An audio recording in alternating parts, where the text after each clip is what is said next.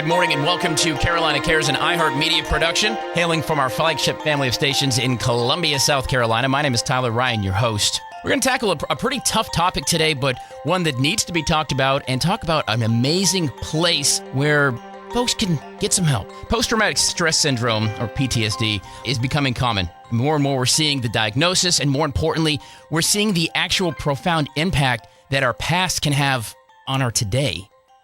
Now, PTSD boils down to someone who has difficulty recovering from an experience or even a witnessing what could be a potentially terrifying event. It can last days, weeks, months, even a lifetime, all manifesting in memories that are often accompanied by intense emotional or physical reactions. It can cause these vivid memories of the event, heightened reactions, anxiety, depression, or a mix of it all. You know, the thing about PTSD is that an absolute personal experience can cause it. It can come from a childhood, an accident, a bad relationship, and as we're seeing more and more, the experiences of our heroes who serve in uniform, all while protecting our freedom. In fact, the VA, the Veterans Administration, reports that suicide rates of our veterans is 1.5 times that of non-veteran adults. I want to let this number sink in as well. The VA also found that there were 6,000 more veteran suicides per year from 2008 to 2017. Just think about that. 6,000 more a year during that 9-year period. 22 heroes a day. And this should just make you stop for a second. 22 heroes a day feel that there's no hope, no way out, and no one who can help them. Guys, this is absolutely unacceptable. It's unacceptable that a soldier who has given their heart, their service, and many times their family time to this country is left feeling like there is no other way out. Make no mistake, however, these heroes are not broken, struggling perhaps, but the very fight that led them to service will still be there. There are also places that have been created for the sole purpose of being that support, that friend, that one thing that can mean the difference between life and death. The Big Red Barn Retreat has been one of those places for several years, offering our service members a safe place where they know they're not alone, offering equine therapy, yoga, and other offerings, and now a unique and often life-changing program called the Warrior Path. Joining me today, the founder of the Big Red Barn Retreat, Sutton Shaw, and United States Army Command Sergeant Major retired Lamont Christian, who continues his service to his brothers and sisters. He's the director of this new amazing program called Warrior Path. Good morning to you both. Good morning. Hey, good morning. First of all, sir, thank you for your service. I know you served in the Army for many, many years. You and I have crossed paths many times when you served with your service at Fort Jackson, and I want to thank you for your service and continued in Sutton. You know, what you're doing for the men and women of this country who serve this country is nothing short of amazing. That's my humble opinion anyway, but thank you to you both. So it's my honor. So let's jump in real quick. We're gonna do a couple of things. We want to talk about the Big Red Barn a bit for folks who don't know what it is. I suspect that a lot of people here in the Midlands do, but I wanted that we're on the network now across North and South Carolina, so I want to make sure that people all around the Carolinas understand what the Big Red Barn is first, and then we're going to jump into Warrior Path. But can we talk about the Big Red Barn for a minute? Tell me about that. What it is, how it came about. The Big Red Barn Retreat came about after my father passed away in 2009. My family wanted to honor his memory, and he was a Navy veteran. And so we thought about how we could best honor his memory. And I think for us, we are people of action. So we looked at what are the things that veterans need. And what kept standing out to us is this mental health issue, and looking across the whole spectrum of how veterans receive help from a mental health perspective. For us, we saw an opportunity in that to offer more holistic approaches to help them when they are struggling. And so that's what we did. We created this haven, if you will, for those that are struggling, that they can come get different types of services that are practices that they can use in their life to help them begin to find peace in their life so they are not continuing to be stuck in their own head and struggling. And so services like yoga, restorative yoga. We do Tai Chi. We have art. We have music therapy. And of course, we take a different approach to regular therapy in the sense that we don't put you in a white room, but we actually use horses in therapy. Mm-hmm. They don't ride them, but it really changes the dynamic when you're out in nature and there's a 1,200-pound animal in a small space with you. Right. That is really giving you immediate feedback in terms of how they react to you. And so you may say, I'm fine, I'm okay. But, a horse looks at you as a predator, and they get uncomfortable if on the outside you're saying fine, but they can sense your energy of anxiousness or anger. And so it really gives some insight for veterans on how they're coming off to folks and be aware of the way they seem to be struggling on the inside and think no one understands it or no one sees it. And in fact, they do. And that's what hurts relationships, because you're not opening up. You're not talking to folks about how you're really feeling. You're holding that all inside. And that comes out in your energy. And that's why the horse becomes this wonderful tool to help them start opening up and talking about what's really bothering them. So those are the types of services we've been offering since 2015. 2014 is when we were established. And last year alone, we helped over 3,500 folks out here. Holy smokes. Wow. That's a lot. That's a lot of footprint, or a hoofprint, I suppose you could say, into giving, a hand, giving just that minute, that second thought, when you're dealing with emotions and PTSD. And look, I get it. I was in law enforcement a long time.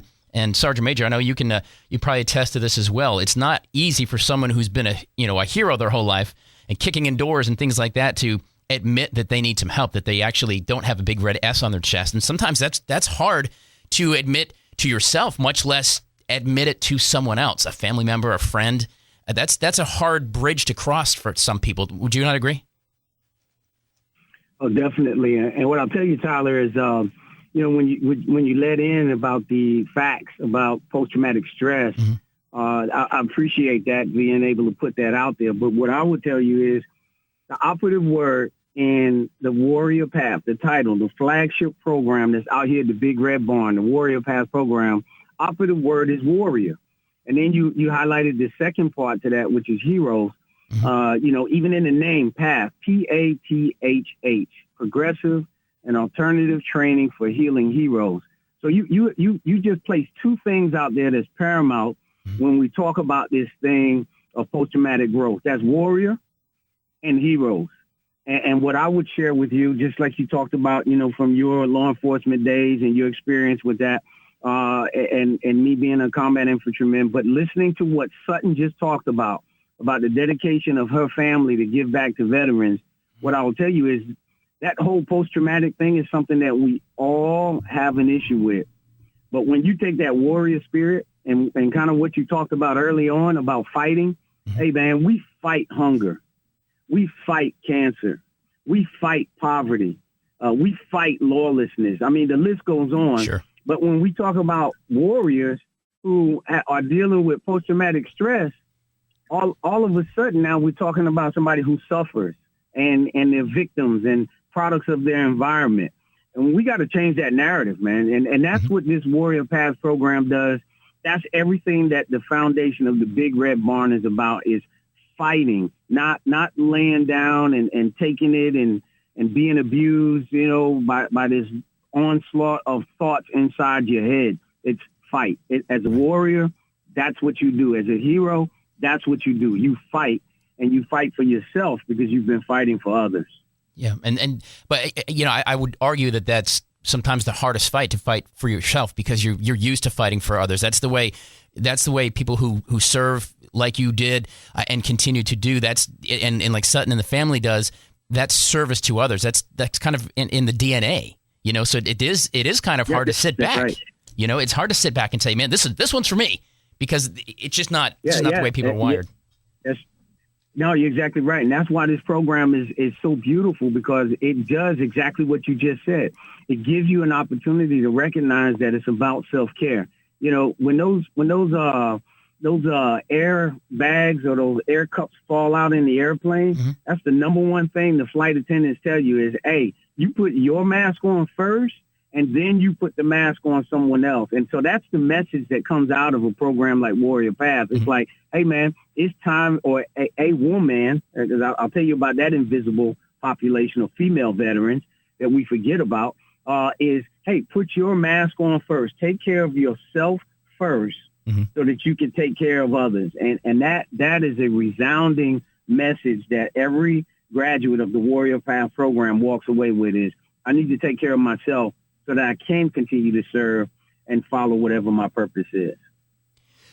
Speaking with Sutton Shaw and Command Sergeant Major Lamont Christian from the Big Red Barn and the Warrior Path program. The facility itself, if you're not familiar, it's in Blythewood, and it's a barn.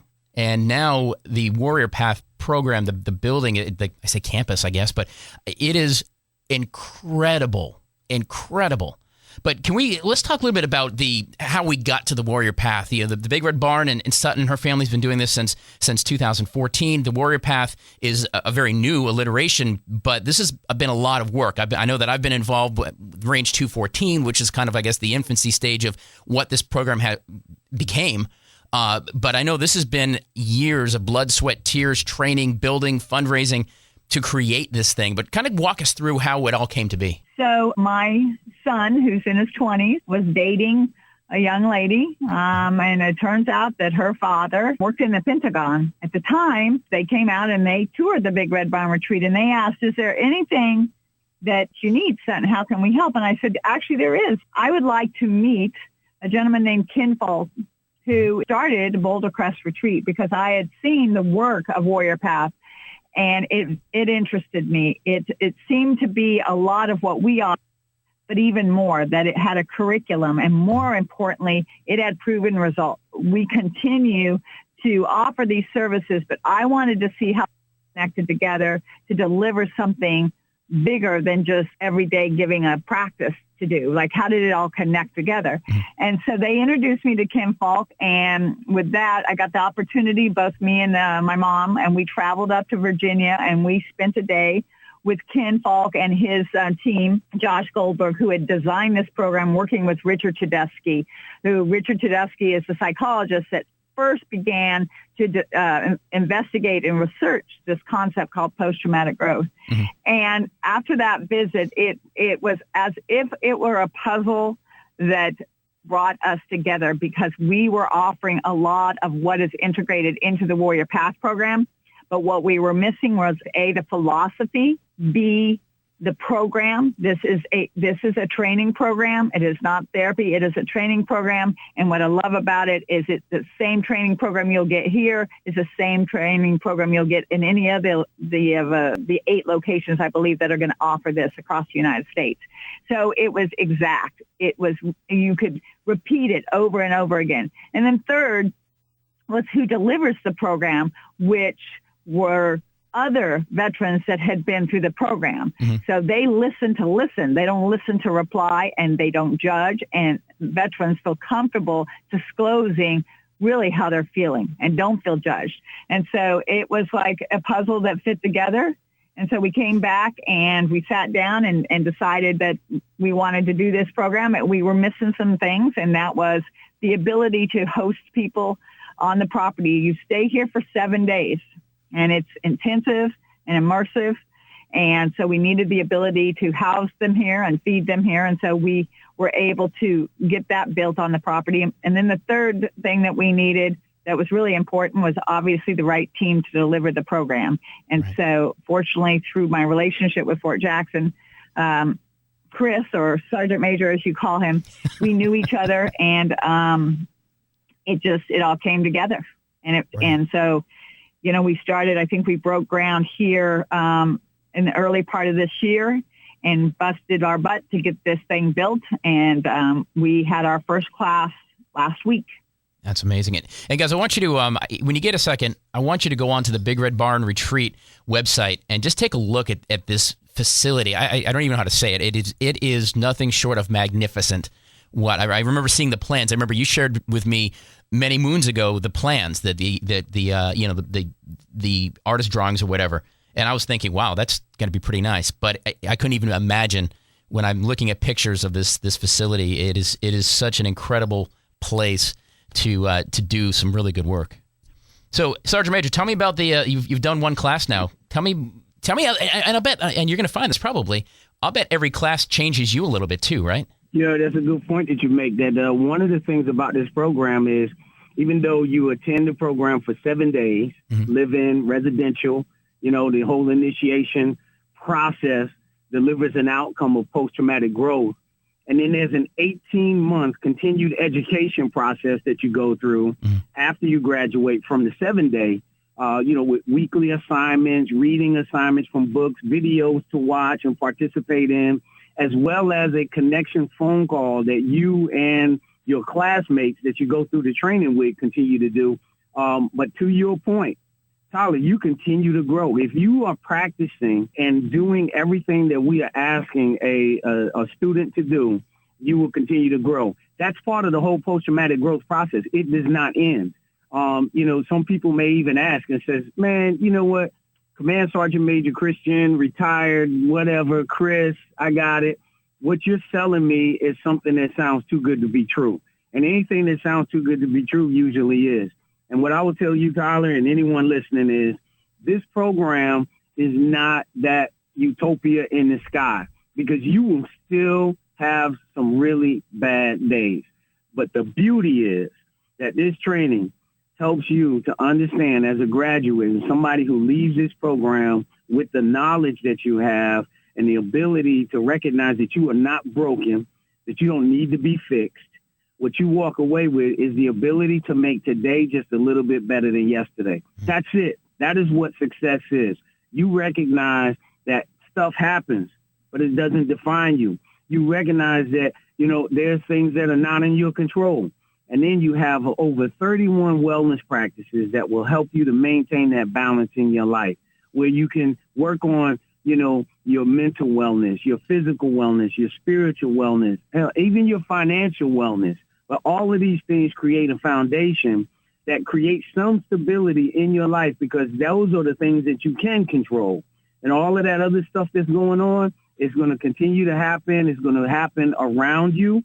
But you as a graduate, somebody who's going through post-traumatic growth, you will continue to grow. And to your point, like I said, it just resonates to understand that that's why all of the cadre members, the instructors, are someone, one, who graduated from the course, and two, someone who has served. And so the relation and understanding is something that's relative from the very moment that these individuals walk through these doors. We will not ask any person to come through this course to do something that we either have not done or will not do.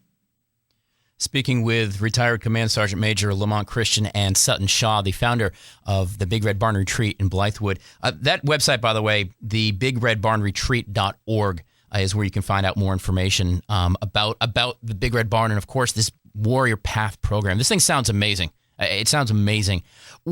How does a soldier get into the program? I mean, obviously, there's I'm sure a finite amount of seats in every class. What's the process to, if I say, listen, I've done my 2 tours and, I think I need to sit down?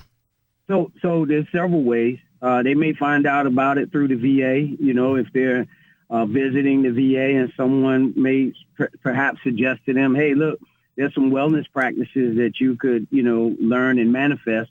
And I know of a place that you can go and get some more information about that out at the Big Red Barn in Blythewood.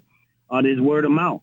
When a graduate leaves this place, one of the things that they do is they go back home and they get welcomed home. I mean, that's like one of the first things that we say to someone when they come is welcome home.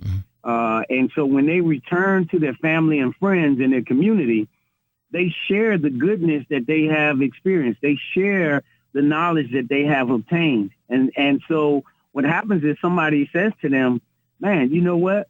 You are a changed person. I see some change in you. Or somebody may be struggling as well, and the graduate will tell them, hey, you may be interested in something that will cause you to be able to have the deserving life that you should be living. And let me share this with you. And then there's social media. You know, anybody that follows the Big Red Barn on any of the social media platforms will see on a daily basis the impact that we have on veterans and first responders and their families.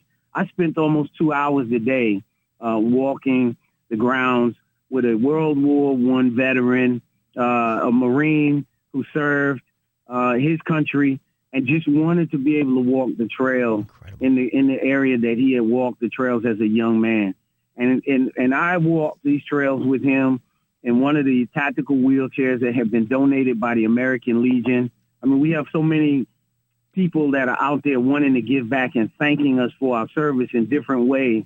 And we were able to take him around so he could go on these same trails that he was able to walk many years ago and enjoy that ride with him, with myself, his son, a good friend of his that sits with him on a daily basis to drink coffee and just keep him company, and myself and one other individual here at the Red Barn. And we walked the trail for almost 2 hours with this guy, and he just enjoyed himself. And that was just me giving back in a way that nobody asked me to do that. I was present, and it's like, this is how you give back. And that's the type of thing that happens. And I will tell you, I grew from that experience, just being able to do that and saying to myself, I hope that one day, if I can't walk and I'm still able to kind of do some things, that somebody would do that for me. Sure. That's I love that story. And he told off the air as well. And that's just a very important thing. That's I'm sure a memory that's going to be around forever for not only him, but his family too. So it doesn't take a whole lot sometimes, right? I mean, you're right. It's 2 hours of your day of service. Okay. And that could change a life. It doesn't, it's just that one thing. And I think I found this, in law enforcement too. And it's just, I think it's the same with combat veterans and veterans in general, is there's a feeling that unless you've been through it, it's hard to explain why. It's hard to explain to your wife when you're a police officer and you're working in a gang unit. It's hard to explain why you did what you did and all these things. You don't want to think about it. You want to talk about it. And military is the same. So you really, I think when people get home or they retire from, first responding, that there's a certain amount of solitude that's there because you feel like, well, I don't have my unit anymore. I don't have my partner. I don't have my, my team. I can't really talk to anybody. And so would you agree that that's maybe sometimes where that solitude comes from, where that you get into your headspace and that you just start thinking and you start thinking, I'm by myself all of a sudden? No, you're exactly right. So I'll share a quick story. After 33 years of serving as a combat infantryman in the Army, I retired in 2018. And a month later, I have 4 beautiful children, and I had twin daughters. Well, one of my twin daughters committed suicide about a month after I retired. Oh, gosh, I'm sorry, sir. And so one of the things, thank you. One of the things that occurred was I created this bubble. And on the outside, that bubble looked like what you just talked about, solitude. And when I look at the definition of solitude, it talks about introspect. It talks about, solving mental, puzzles or thoughts. But then when I look at the term isolation, it's all somewhat negative in the sense where isolation, it creates a disconnect between yourself, a disconnect between people, and isolation really just causes a downward spiral. So here's what was happening, Tyler. On the outside, Chris, Sergeant Major, whatever somebody wanted to call me, I looked like I was in the zone. Solitude, if you would, because I was creating a bubble. I'd put my headphones on and work in the yard, or I'd sit down and read a book, or I'd sit to myself and contemplate. What I was creating was isolation because I was struggling with trying to help my family get through the grieving process. I had commanded troops in the thousands over the years. I'd led troops into battle and brought them all home. I dealt with suicide in formations. I dealt with suicides in families of soldiers that I led. And yet here I was, the 5 people that remained. I had a granddaughter that was with us at the time.